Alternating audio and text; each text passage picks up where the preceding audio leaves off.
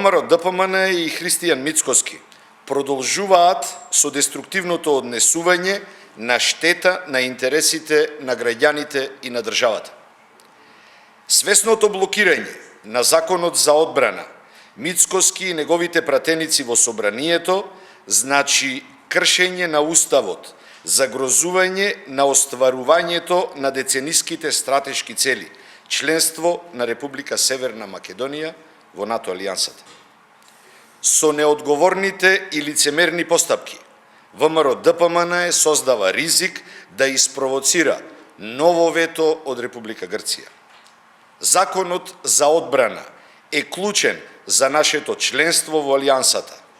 Неодговорно, несериозно и недозволиво е членството во НАТО да биде загрозено од пратениците, особено сега, кога ратификацијата на протоколот за пристапување е на самиот крај.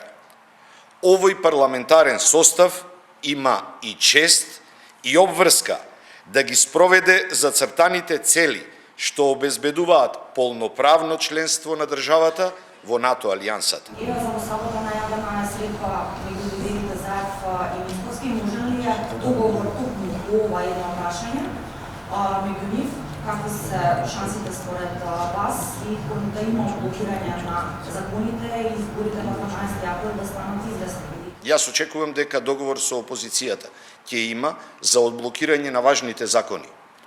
30 на 40 на број, кои се исклучително важни заради потребата од поврзаност и со рокови, меѓутоа и закони кои овозможуваат и повисоки плати, и повисоки пензии, зголемување на опфатот на стечајните работници кои би добиле субвенционирање од страна на државата и сите оние закони кои се поврзани со зголемување на квалитетот на граѓаните на државата.